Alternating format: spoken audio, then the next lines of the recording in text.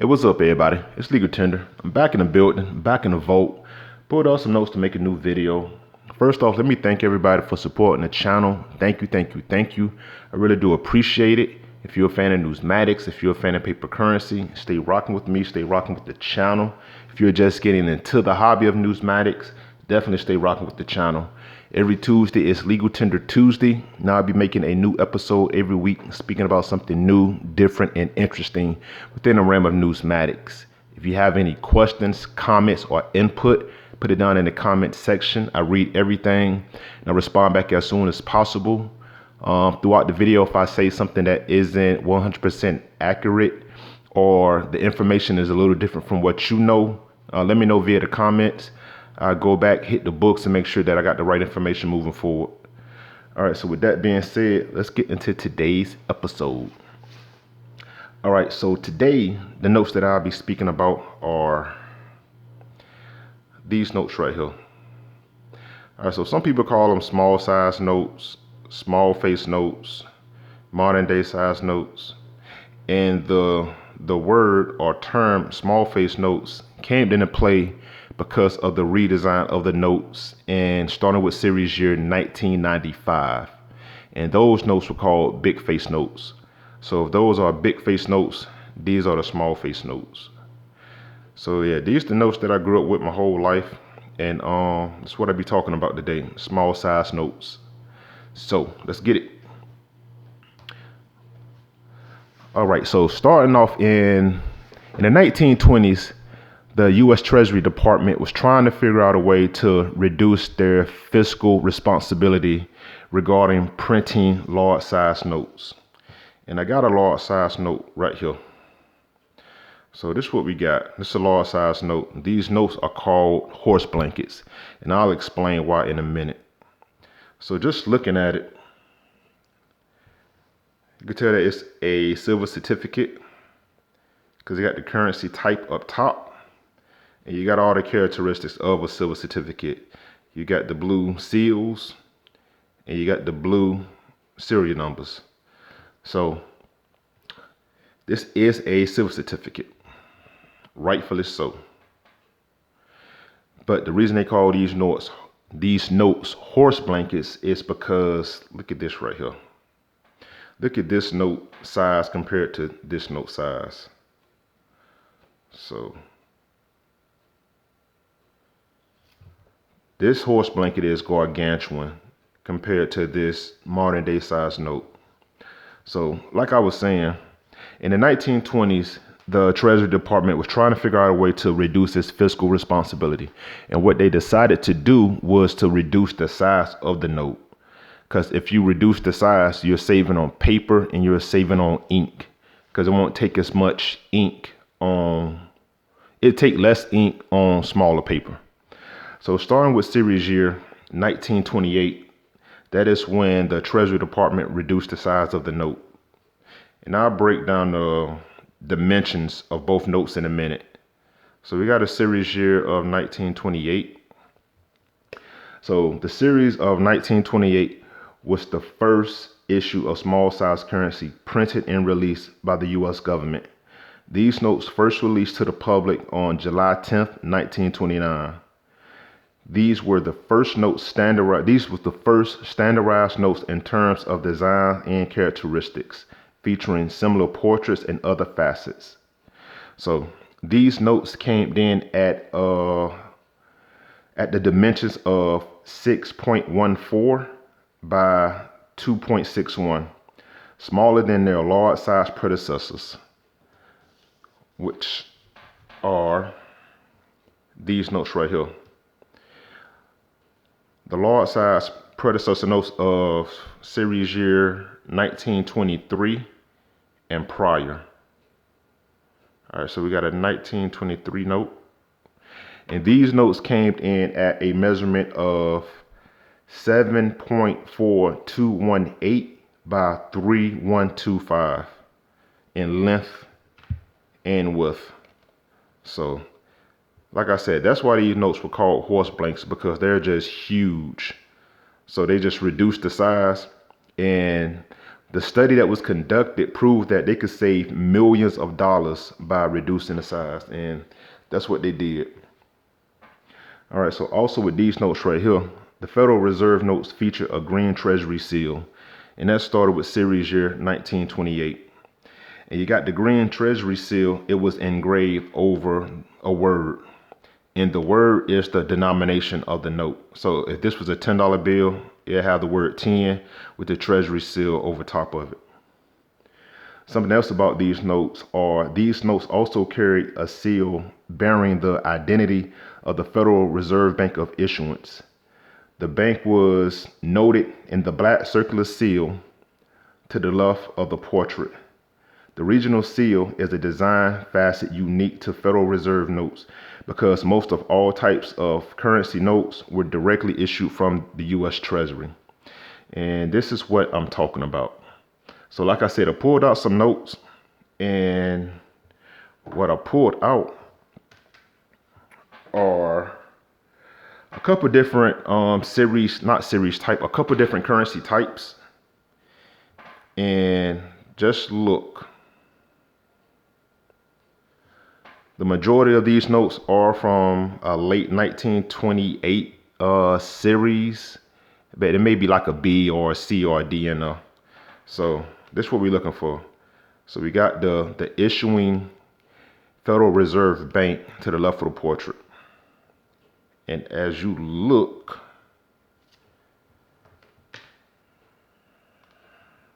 there is no Federal Reserve Bank identifier.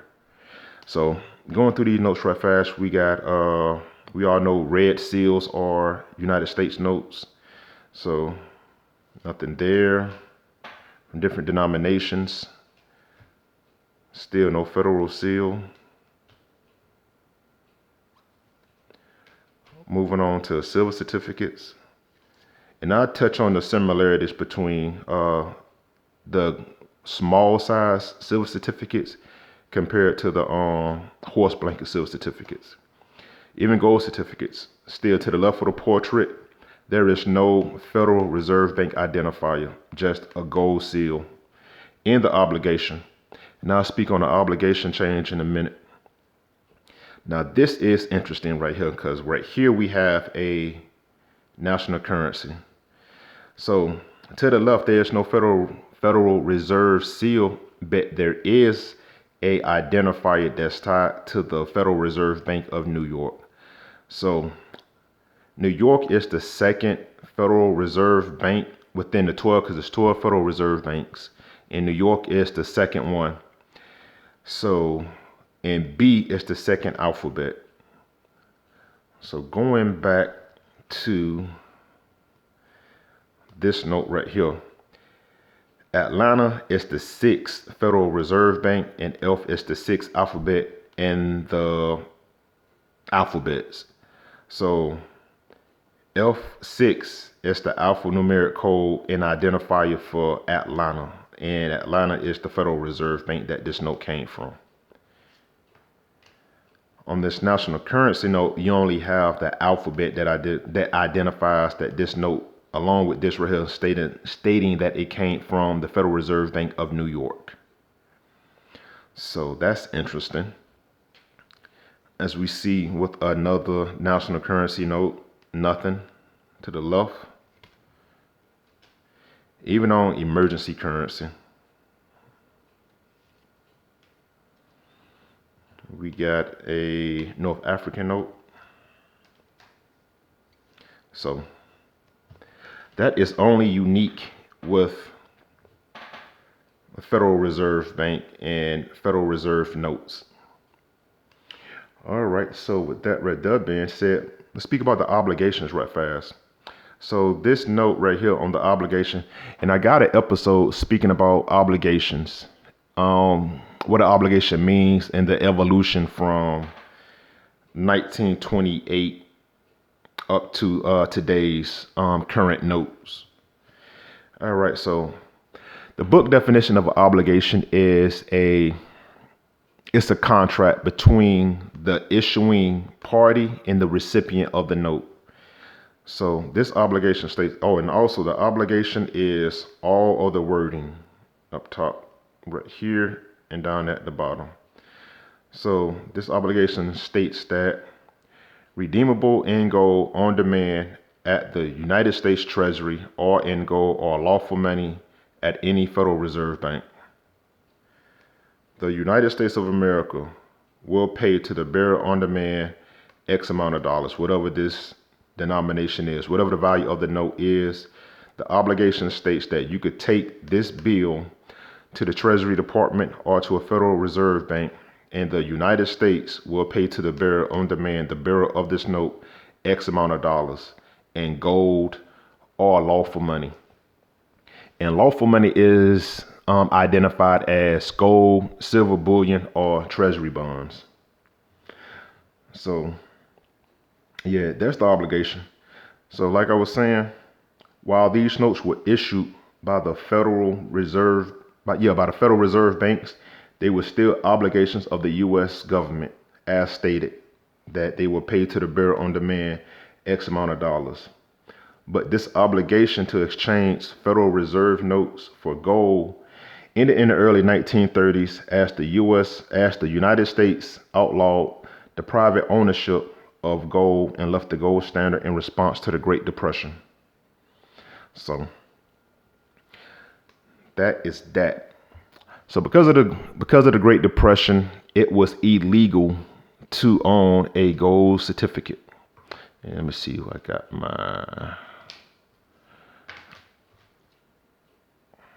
it was illegal to own this note. But I want to say they stopped doing it in the early 1930s, but I think in 1933 they reinstituted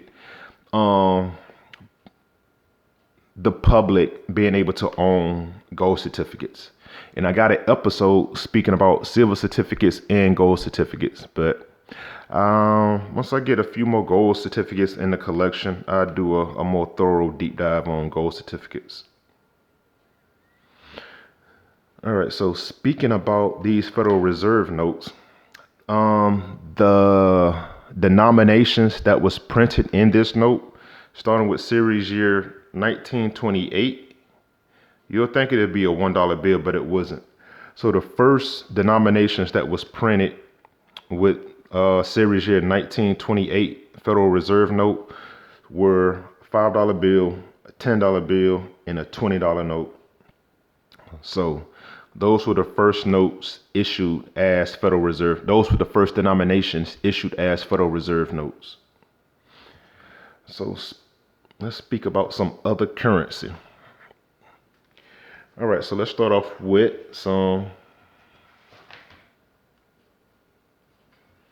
United States notes. So all these notes were reduced in size, and that started with series year 1928.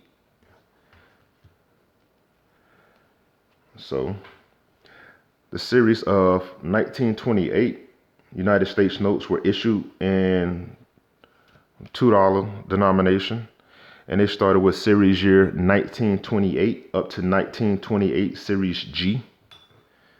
The appendix B down there. I don't got a 1920, I got a 63, but it started from 1928 and it printed all the way up to 1928G for the $2 bill. For the $5 note, it started with series year 1928 all the way up to 1928F. 1928, so one of the first ones right off the presses. And the $2 bill and the $5 bill were the denominations, those denominations was printed up into the early 1950s. But got 100. And a fun fact about the $1 note. All right, so starting with series year 1928. 1928. All right, so these United States notes were issued printed and issued in response to the Great Depression. But most of these notes remained in storage until they was released in Puerto Rico during the years of 1948 up to 1949. So I always thought that was weird that these notes was printed in 1933, have a series year of 1928 and then was released in Puerto Rico between 1948 and 1949. And like I said, I have an episode speaking with a little more thoroughness about United States notes. And going off memory, I want to say it was like 1.1 million red seal $1 notes that was printed and pushed over to Puerto Rico. So those are the United States notes. Ones, fives, well, the ones, 2, 5, and $100 note. All right, so next let's speak on silver certificates. Let's do a quick comparison right fast, because like I said earlier, the smaller note has a lot of facets, and they highly favor the large size notes, the horse blankets. Same portrait, same design, both silver certificates, blue seals, blue ink. So they didn't really stray too far from the overall design. They just reduced the size. And like I said, that was to save money. So pulling out these silver certificates. Starting with series year 1928 up to 1928E, silver certificates were issued in the following denominations on the $1 bill. So the $1 note was the only silver certificate that was issued from 1928, and it went from 1928 up until the 1928E series. What we got here? So I got a 1934 right here. I don't got a 28, but and like I said, these notes closely resemble the overall design of the original horse blanket.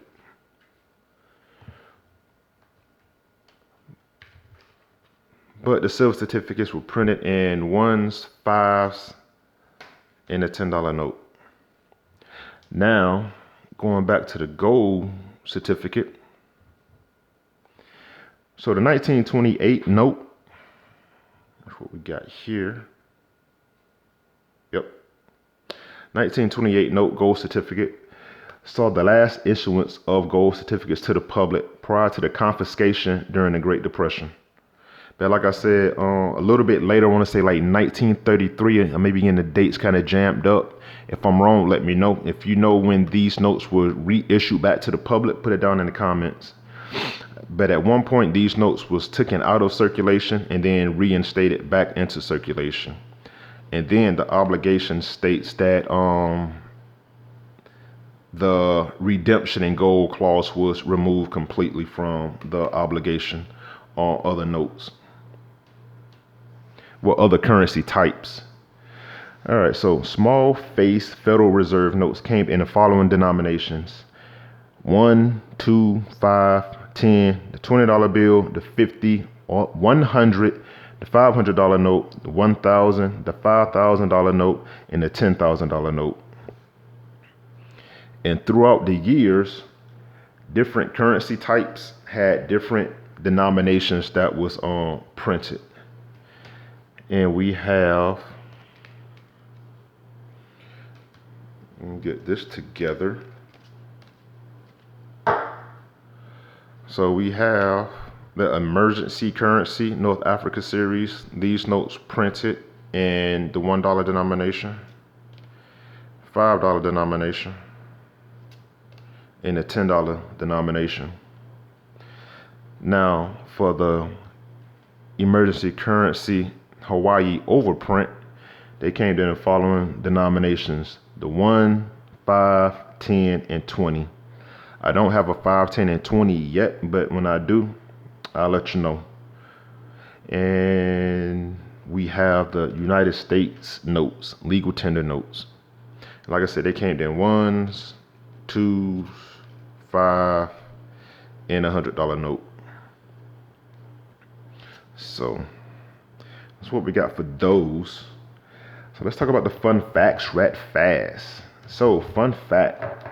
All right, so the $1 Federal Reserve note was first printed with series year 1963. which is crazy because the first series year of the modern day size note was in 1928 and put into circulation on July 10th, 1929, which means that there was a 35-year gap from when the Federal Reserve note was issued in 1928 to when a $1 bill was put into circulation as the Federal Reserve note, which was 1963. And also the first Federal Reserve notes printed, well, the first Federal Reserve denominations printed was in 1928, and it was the 5, 10, 20, 50, 100, $500 bill and $1,000 bill.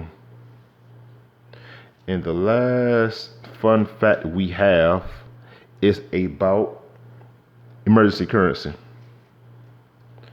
So, if I could find it. All right, so going through these notes, what we got? There we go, this note right here. So the emergency currency Hawaii overprint, like I said, they came in 1s, 5, 10s, and 20s. But the $1 denomination is the only one that's a silver certificate. The 5, 10, and 20 are Federal Reserve notes. And you can find the Federal Reserve Bank identifier to the left of the portrait. And I don't have those notes to verify, but I'm pretty positive that they have the Federal Reserve seal of L, and L is San Francisco. San Francisco is the closest Federal Reserve Bank to Hawaii, so it would make sense that those notes have an L as opposed to an F, which would be Atlanta. So, all right, so y'all do not know what it took me to make this video, so that's all we got for small size notes. All right, till next time, keep it legal, keep it tender. Talk to you soon.